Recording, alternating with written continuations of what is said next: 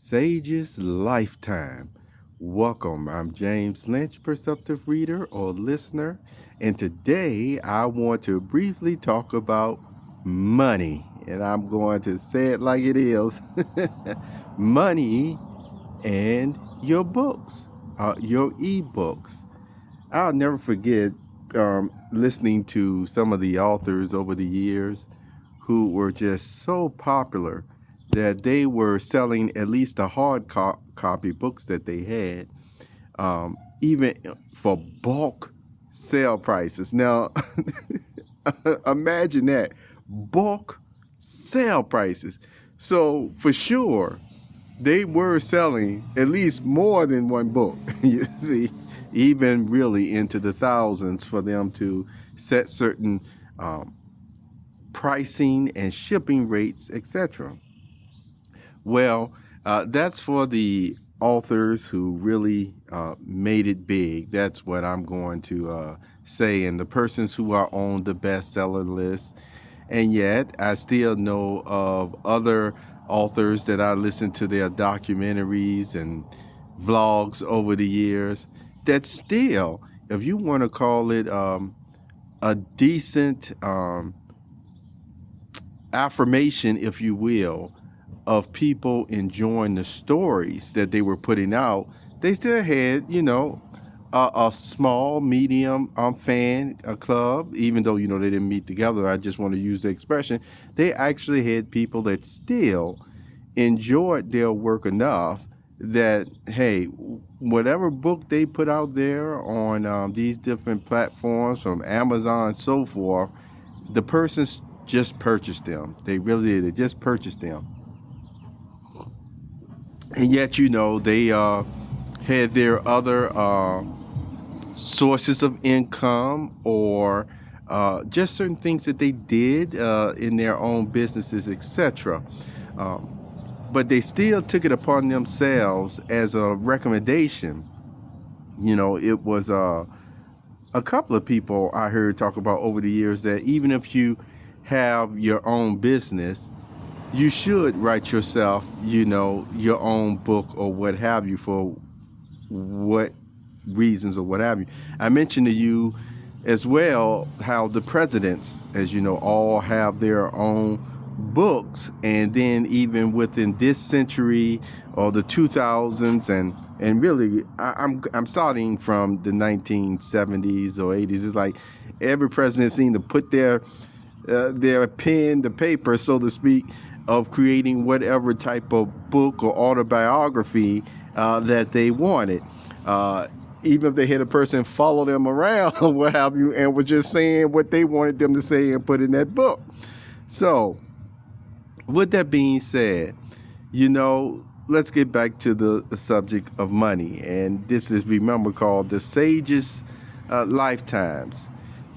There's been conversations you can have with people, and sometimes you wonder, boy, how in the world did they find that out?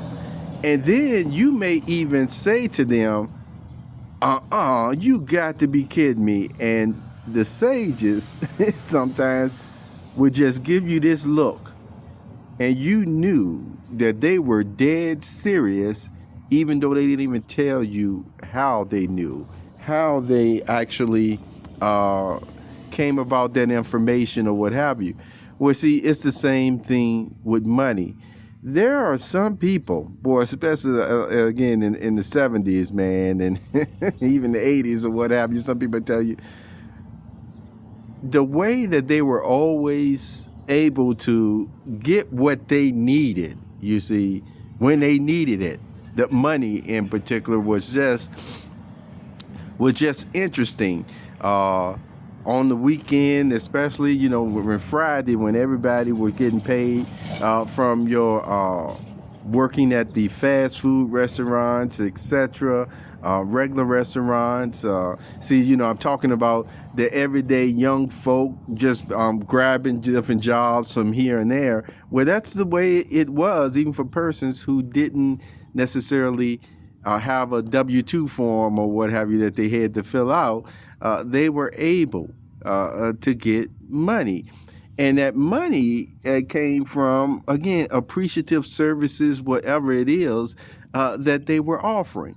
Now, I want to emphasize that today because in this internet age, things are set up on a level that it makes it harder, depending on your location, your environment, or what have you, your communities, or what have you, to accomplish, do the same things that people were able to do last century.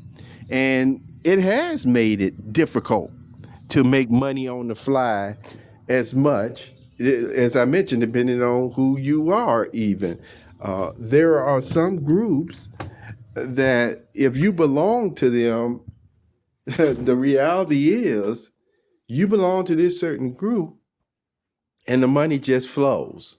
The money just flows.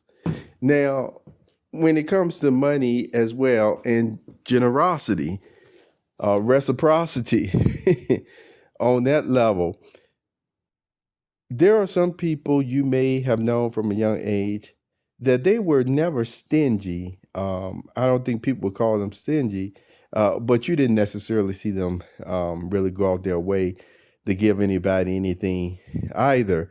They were the type of people that if you walked up to them and said, "Hey, man, you got a quarter, you got a dime, you got a dollar, or what have you," they just gave it to you.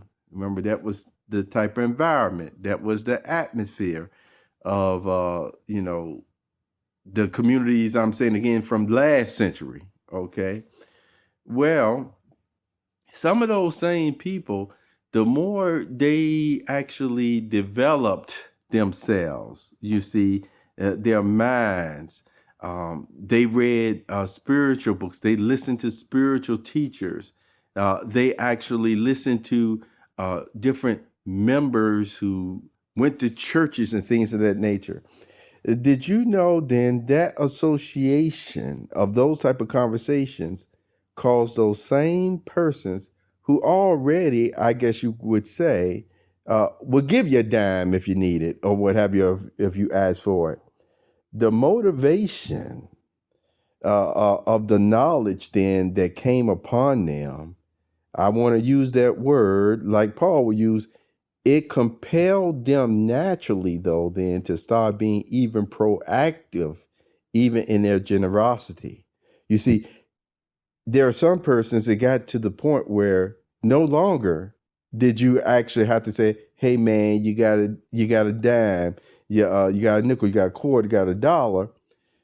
The knowledge that went upon them affected them in such a way, their generosity, that then their generosity even started turning into a proactive goodness without you even having to approach in that matter. Even in this age that we live in, even in this century that we live in, that paying it forward spirit actually was enhanced by what? Their awareness, their own spirituality. People do change, people do improve, even when it comes to views and gift giving of money. Take care.